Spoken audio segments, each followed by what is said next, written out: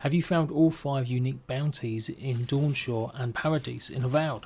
The first area that you come to after the tutorial has got some unique creatures to go and slay. Doing so will give you rewards of gold plus unique weapons and armour. If you head to the bounty board in the middle of the market square in Paradis, it'll actually give you the explicit locations of where to find all 5 bounties. As you might imagine, some of these fights can be tough, but not too taxing, and shouldn't be seen any reason why you can't take them on fairly early. And certainly before you move on to the Emerald Stairs, the next zone. Hey Ratbags, it's Jay. Today I am going to go and show you all 5 unique weapons and pieces of armour, including a flaming dagger, a heavy powerful axe, some of the best armour in the earlier stages for melee builds, or if you want something a bit lighter, one of the better lighter armours early game, plus a shocking pistol. You can absolutely come across these bounties without having to go to the market, but it's definitely a lot easier as it gives you a wide circle and pinpoint showing you on the map where they are. But if you've already gone and completed some of these, this is obviously where you return them to get your reward of gold. And there will be more of these bounty boards in every major zone that you visit.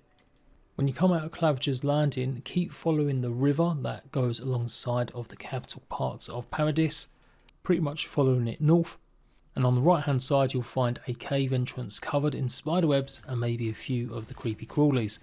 As said, the bounties will show you this exact location, but this was one of the first things I came across before I'd even got to the bounty board.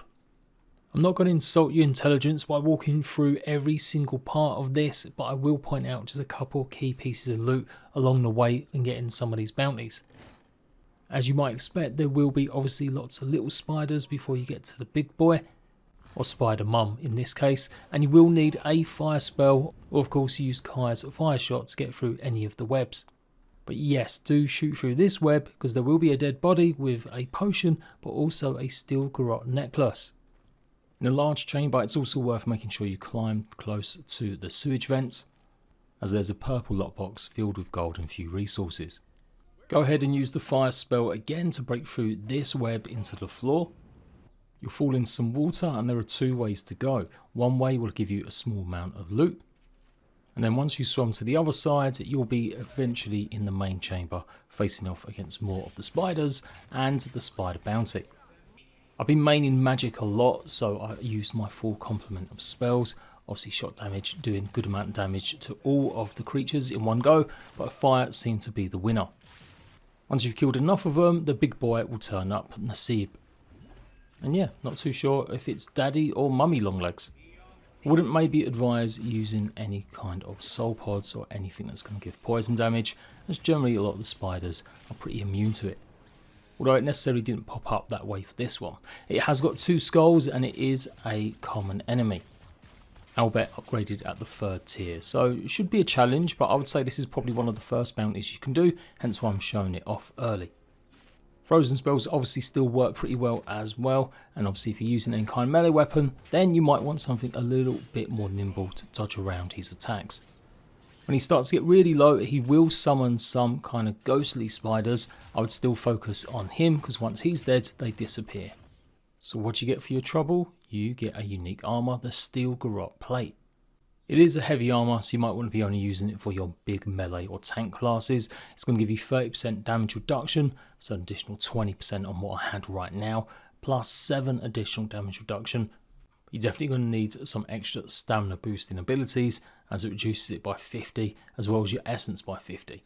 Its perks are that when you take greater damage than 25% of your maximum health, your attacker is going to receive 50% of damage. So basically the last hit that someone's going to get on you, maybe before you get winded, is going to do them a lot more damage, and it will give you 1 extra constitution point. It is part of a set which I'll be showing off in another video. Nasib itself has got the leg and a few other little bits, and that's going to be obviously your proof that you've completed the bounty. Some reason this is the place where you can pick up also 3 different sets of arm guards. So make sure you loot every skeleton along the way. They're only common rarity, but they still give some bonuses, and as you make your escape, then obviously keep an eye out for more resources and maybe some potions and a big purple chest.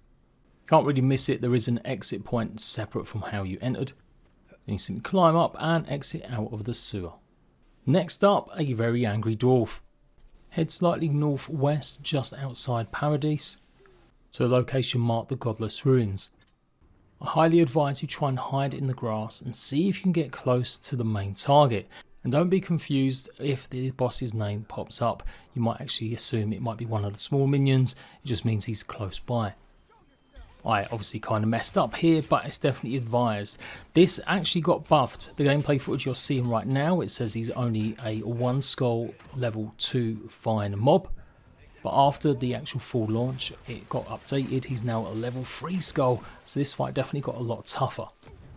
In fact, I could not complete it with the very first starting gear that I streamed with, which was really basic and common. So you might need to go ahead and upgrade and see if you can get a weapon close at least to fine, and maybe some decent armor.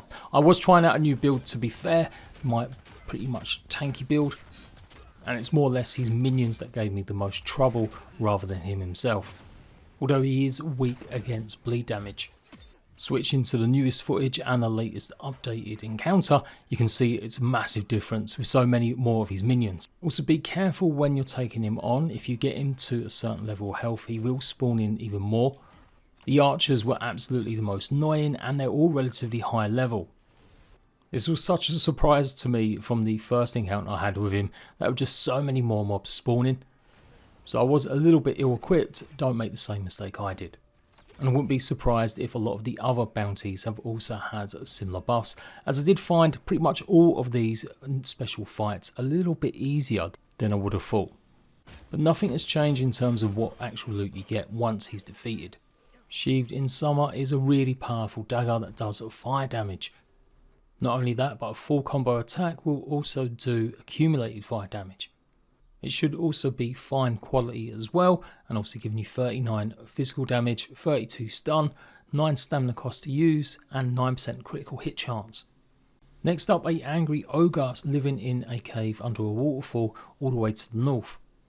In fact, it's just past the Godless Ruins somewhat. There are a few different ways to take this on. There is a path on the right hand side where you can climb some rocks and get basically a perch up high if you want to do a bit more stealthy route.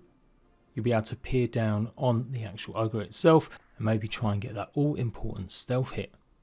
Or mess it up again like I did and I have to wait on him hopefully with my new fire dagger that I just got. Plus a pretty badass fire sword, which I'll show you how to get in another video. Rogar is another enemy that is weak against bleed. I'm presuming quite a lot of the humanoids are. Just stay away from his AoE ground pound and obviously big swings from his club. So range is obviously something better here maybe. Or just make sure you got plenty of dodge. He is a tanky guy. It took me a couple minutes to whittle down his health to 0.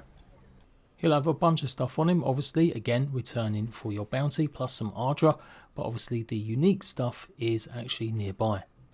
You'll find one of these axe/club weapons embedded in an X-Rip.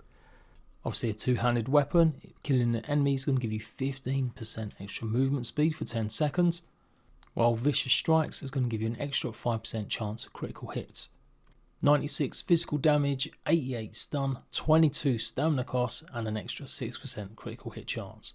Okay, next up maybe a bit easier if you head to the southeast of Paradis in the actual bay areas, on the hunt for someone called Tempestuous Luandi.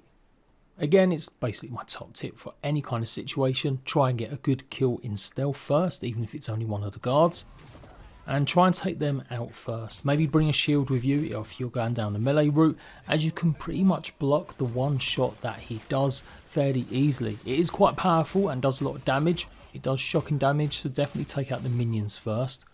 Although do be warned, if you do get too close, he will do a kick to try and hurt you, and does do a fair amount of damage too, enough to pretty much wind me here. So yes, shields to block, or make sure you're timing your dodges perfectly. And you get to keep directly his weapon, so now you can do shocking damage with your shots.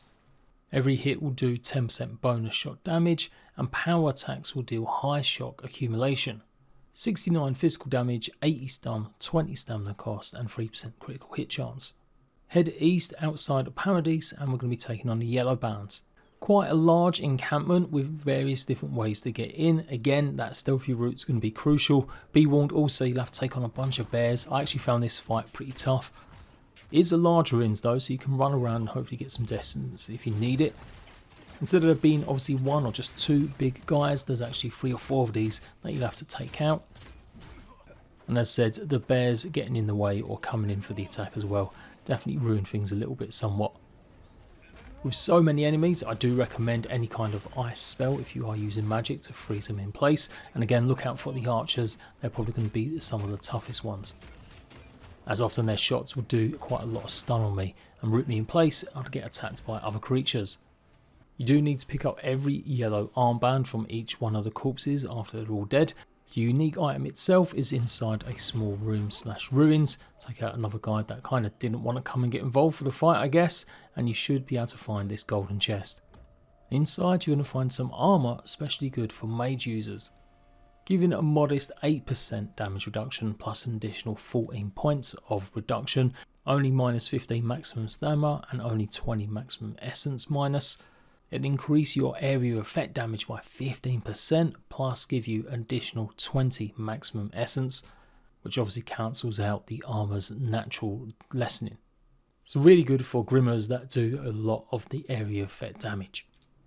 And there you go, that's every bounty that you can find in the first areas of Paradis and the Dawnshore.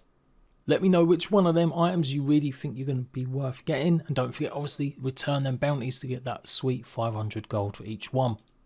I've got more of these guides incoming, take a look at all the bounties in each zone. Look out for more shorter videos, take a look at some of the other unique gear that you can find not associated with bounties. So until then, I'll see you ratbags later.